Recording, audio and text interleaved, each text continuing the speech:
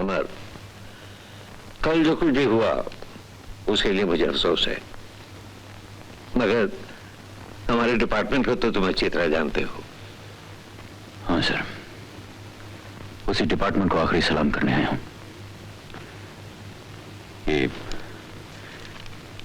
ये मेरा इस्तीफा। क्या अमर, तुम इस तरह जोश में आकर अपने आने वाले कल को बिना मौत मत दफनाओ। नहीं सर, मैं तो अपने उस दफनाए हुए कल को कब्र से वापस निकालने जा रहा हूं।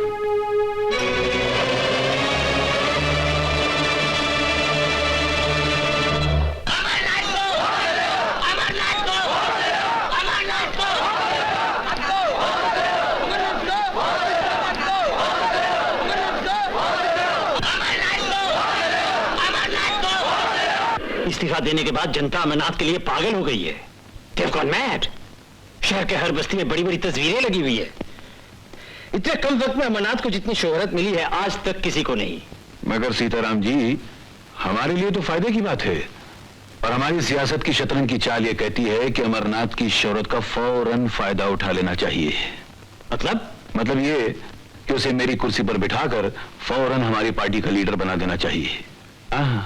सियासत की शतरंज की चाल।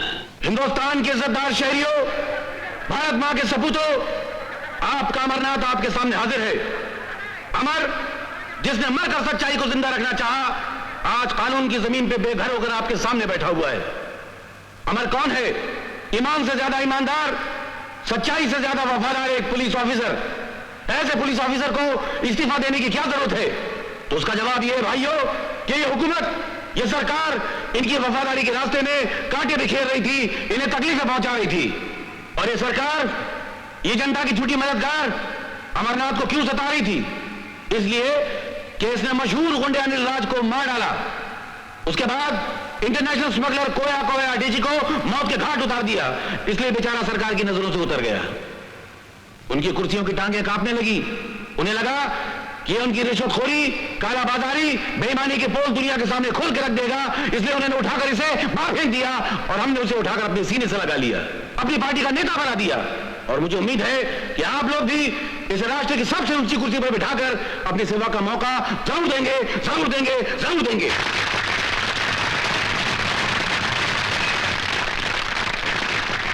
दोस्तों, मैंने राजनीति पढ़ी है, इसलिए राजनीति के उसूल जानता हूं, और राजनीतिकों के साथ रहकर अब उनके दांव पेंच भी जान गया हूं। और मैं जानता हूं उन लोगों को जो स्वतंत्रता, देश सेवा, देशभक्ति जैसे शब्दों का इस्तेमाल करके जनता को बेवकूफ बनाते रहे, उनके जज्बात के साथ खेलते रहे, उनके साथ जुल्म और नाइंसाफी करते रहे।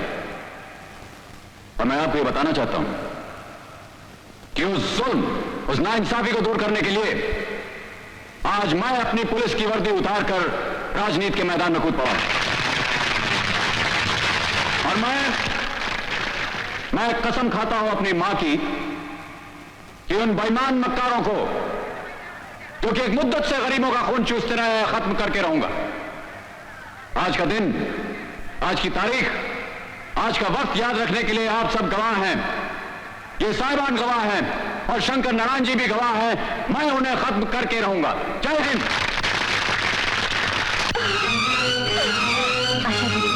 धीरे से काम लो, सब ठीक हो जाएगा, घबरा मत बेटी।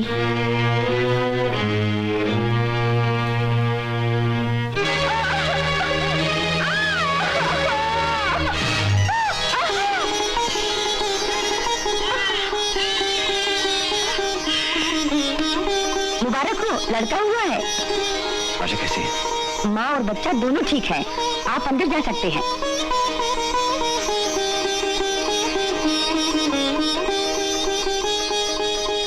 आशा,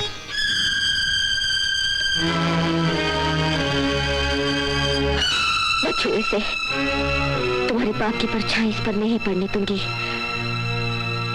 हाथ मत लगाओ इसे। बेटी, मर गई आपकी बेटी। आप लोग चले जाइए यहाँ से, चले जाइए यहाँ से, चले जाइए यहाँ से।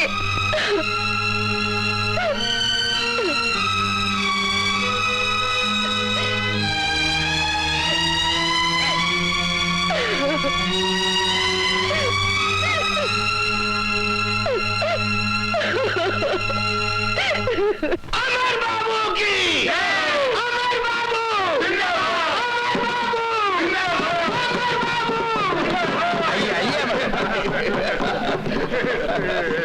अमर बाबू, आपके पार्टी के नेता चुने जाने पर सारे देश से मुबारकबादी की चिट्ठियां और तार आ रहे हैं। अब जब अमर बाबू हमारे नेता चुन लिए गए हैं तो हमारा अगला कदम होगा इलेक्शन के लिए चंदा जमा करना, और उसका नाम होगा अमर वेलफेयर स्कीम। रो बक्से खोला भाई।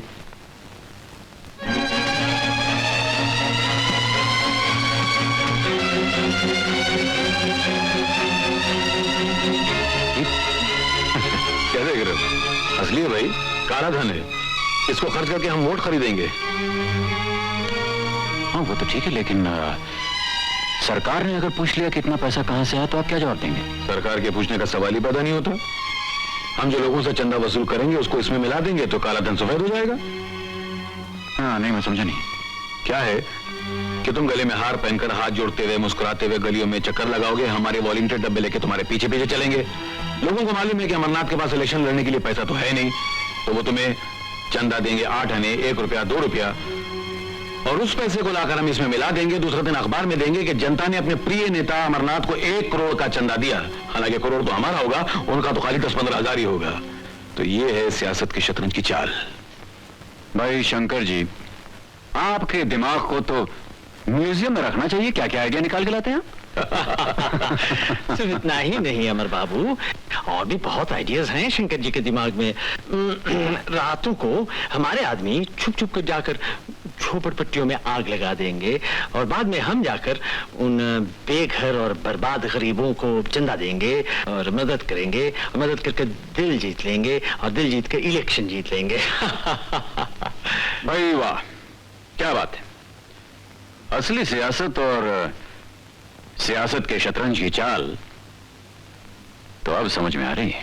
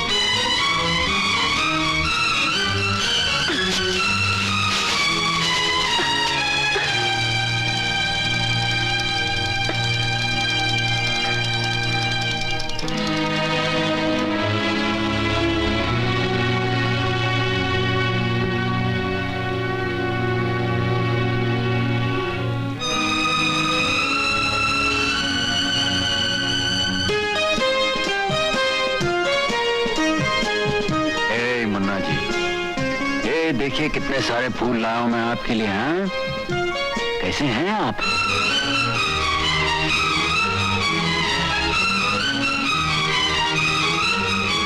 आशुक,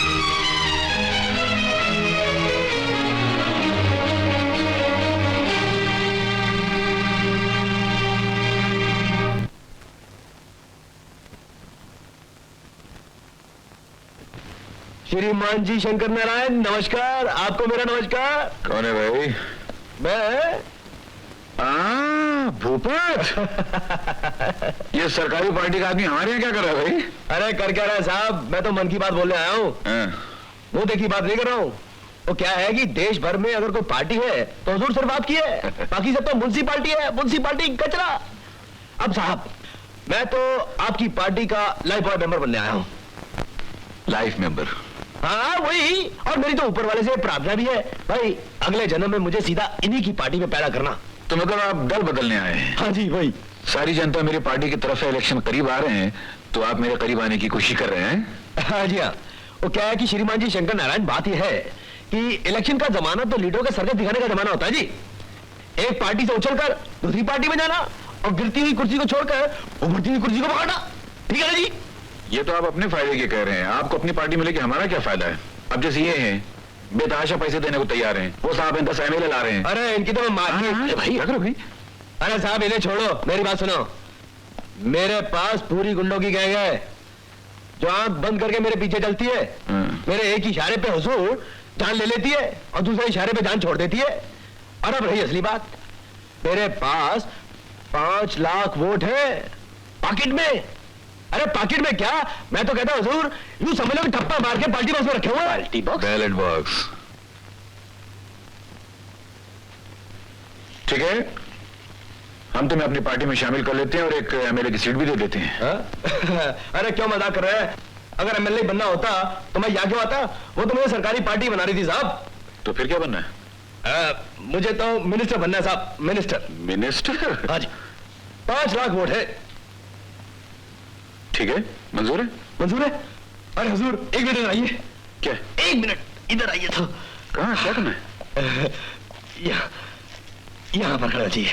जाओ। हाँ, उठो उठो। भाइयों और बहनों, हम आपके सामने धुआंधार भाषण करके या झूठे वादों के सपने दिखा के, झूठी कस्में खा के आपका वोट ऐंठना नहीं चाहते।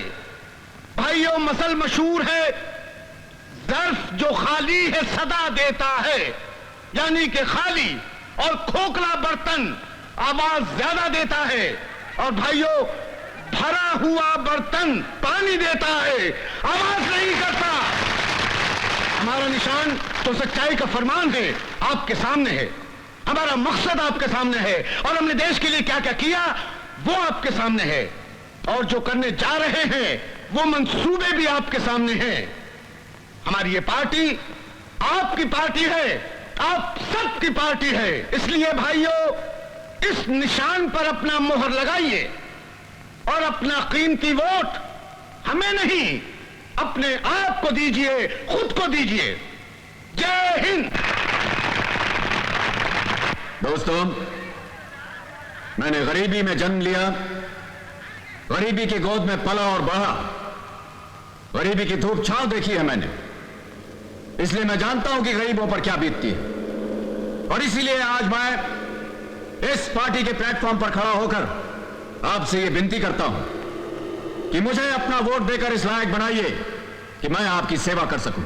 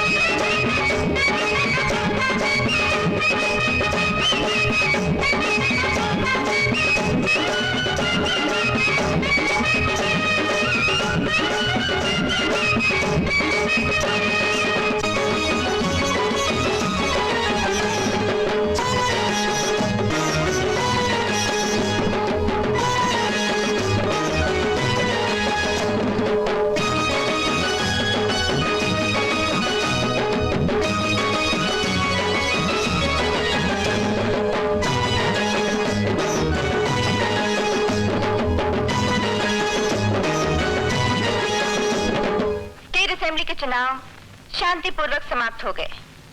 वोटों को गिनने का क्रम शुरू हो गया है।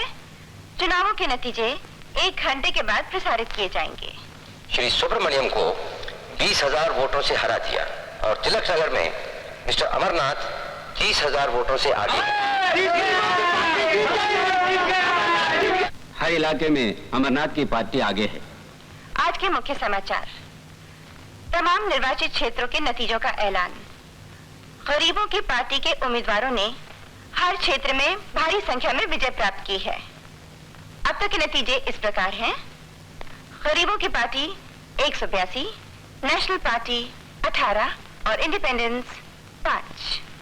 हर इलाके में अमरनाथ की पार्टी आगे है। कंग्रेचुलेशन, अमरनाथ जीत गया। आज की ताजा खबर, अमरनाथ इलेक्शन में जीत गए। आज की ताजा खबर, अमरनाथ इलेक्शन में जीत गए। श्री अमरनाथ के गरीबों की पार्टी हर क्षेत्र में भारी संख्या के साथ जीत रही है। श्री अमरनाथ ने तिलक नगर में अपने निकटतम प्रतिद्वंदी श्री गिरधारी लाल को पराजित कर दिया है। श्री अमरनाथ निर्वाचित घोषित कर दिए गए हैं।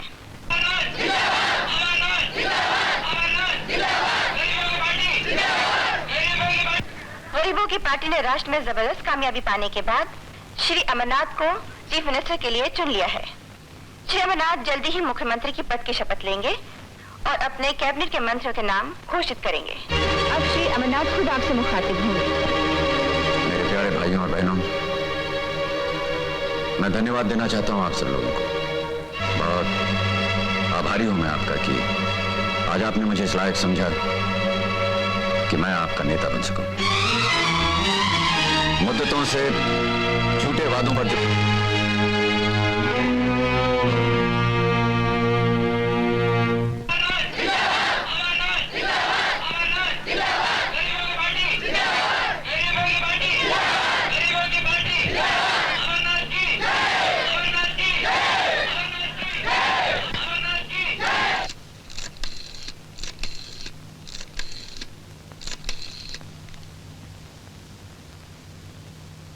हेलो राघवन।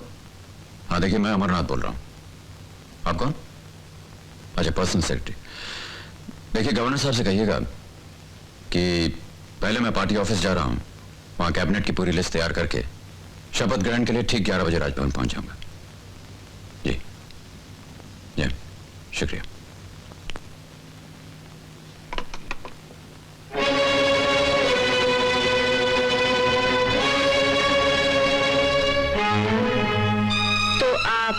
गवर्नर साहब से मिलने जा रहे हैं? मुख्यमंत्री के ओहदे को ईमानदारी से निभाने की शपथ लेने के लिए? तुम्हारे पास ज़मीर नाम की कोई चीज है या उसे भी बेचकर वोट खरीद लिए हैं? अगर तुम जैसे लोगों के हाथ में इस देश का भविष्य आ जाए तो इसका अंजाम क्या होगा मालूम है? अंजाम क्या होगा ये तो आने वाला वक्त ही बताएगा। वक्त नहीं, मैं बताती हूँ। इसका अंजाम तबाही होगा, बर्बादी होगा, क्योंकि तुम खूनी हो, कातिल हो, मातृभूमि का सौदा करने वाले हो। पहले तुम कानून के नौकर थे, इसलिए छुपकर बेईमानियां करते थे। अब तुम कानून के मालिक बन गए हो। अब तो तुम खुले आम दुश्मनों के बाजार में अपने देश को नीलाम कर डालोगे। ये सिर्फ तुम समझती हो, यहाँ की जनता नहीं समझती। जरा बाहर झांक कर देखो, किस तरह पागलों की तरह मेरी कामयाबी की खुशियां मना रहे हैं वो लोग। हाँ, आज ये बेवकूफ जनता खुशी में पागलों की तरह नाच रही है। कल जब उसे तुम्हारी असलियत का पता चलेगा तो दुख के पागलपन में बाल नोच रही होगी। आज वो समझ रही है कि तुम उसके जख्मों पर मरहम रखने वाले हो, उसके आंसू पोंछने वाले हो, मगर उसे ये नहीं मालूम कि आंसू पोंछने के बजाय तुम उसकी आंखें फोड़ने वाले हो। वाह, दिल के बहुत अच्छे मुकाम पर तुमने अपने पति को बैठा रखा है। क्या इज्जत है तुम्हारे दिल में उसके लिए। तुम तो शायद ये भी नहीं चाहती होगी कि तुम्हारा पति मुख्यमंत्री बने। कभी नहीं, क्योंकि मैं अपने पति को अच्छी तरह पहचान गई हूँ। मेरा देश मुझे मेरे पति से ज्यादा प्यारा है। आशा, मैं कितना खुशनसीब हूँ कि मुझे तुम जैसी पत्नी मिली। और मैं बड़ी बदनसीब हूँ कि मुझे तुम जैसा पति मिला। अगर मैं तुम्हारे लिए बदनसीब हूँ तो ये मेरा नसीब है, और नसीब बदलना मेरे हाथ में नहीं है। खैर, देर हो रही, मुझे जाना है। मुन्ना कहाँ है? मुन्ना? उससे क्या लेना है तुम्हें? जाने से पहले एक बार मिलना चाहता हूँ उससे। नहीं, तुम उसके करीब नहीं जा सकते। मैं तुम्हारी परछाई भी नहीं पड़ने दूंगी। आशा, मेरे बर्दाश्त की इंतहा हो गई है ये। अगर तुम उसकी माँ हो तो मैं भी उसका बाप हूँ। बस उसी एक रिश्ते ने जंजीर बनकर मेरे कदमों को रोक रखा है, और मैं तुम्हारे इस घर में रह रही हूँ। वरना कह डाली अपने दिल की, लेकिन इस दिल में कितनी कहानियां कैद हैं, उलझनों के कितने जहरीले खंजर गड़े हुए हैं, ये न तुम अभी जान सकती हो, ना ही मैं तुम्हें अभी बता सकता हूं। बस एक ही तमन्ना है आशा, जाने से पहले एक बार मुझे मुन्ना को देख लेने दो। नहीं, कभी नहीं। आशा प्लीज। मेरे जीते जी तुम मुझसे नहीं मिल सकते। ठीक है, अगर यही तुम्हारी मर्जी है तो यही सही।